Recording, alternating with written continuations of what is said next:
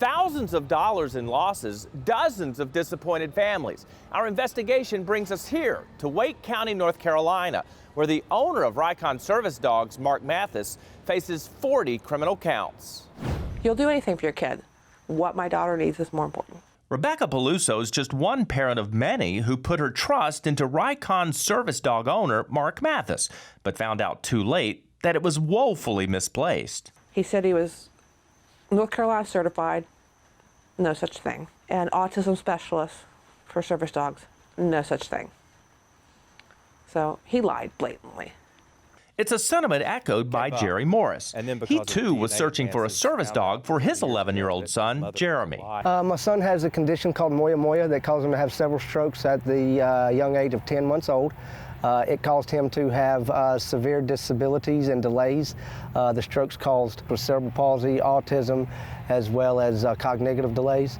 Hearing about Rikon through the autism community, he believed a dog trained by Mathis could help bridge the gap between his son and the outside world. He offered a service dog that would be trained to do certain things for my son that would help him emotionally as well as out and about. Jerry's a hard-working business owner, but he knew it would take more than his 9 to 5 to fund the $14,000 training fee. I was able to raise $8,900 in one day with the support of the local community that I grew up in, and I gave that to Mr. Mathis as a down payment as well as many months in advance payment.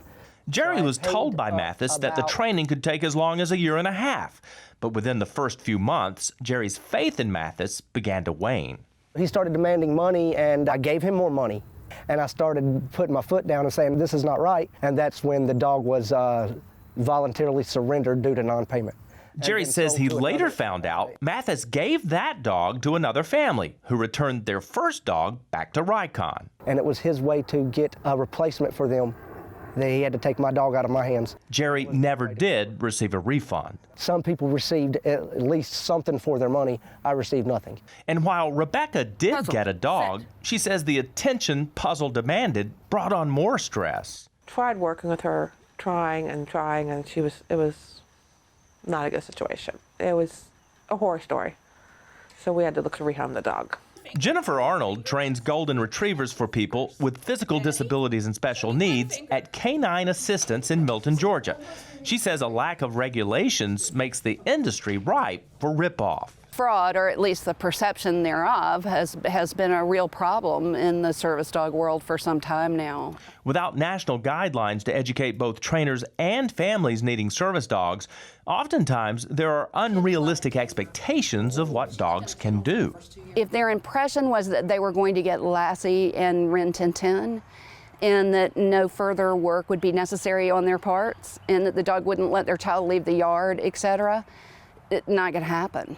Mathis started Rikon after getting a service dog for his own son, who also has autism.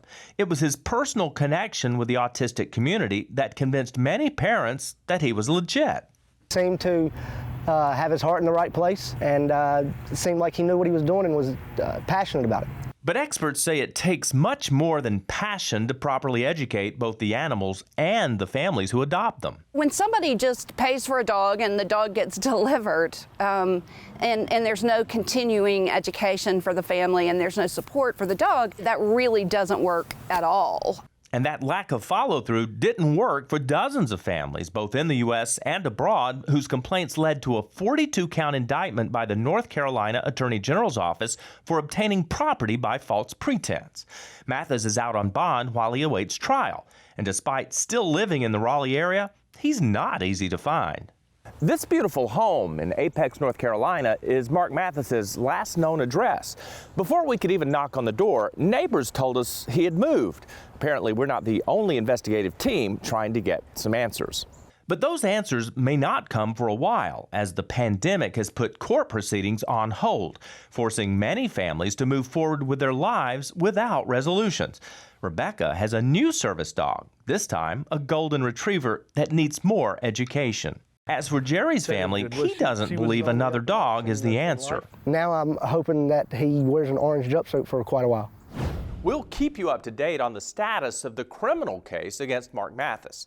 In the meantime, Jennifer Arnold, the owner of Canine Assistance in Milton, Georgia, says she and her highly trained service dog educators will work with any family and their animals tied to the Ricon service dog suit. A link to her organization is listed on our Inside Investigations website.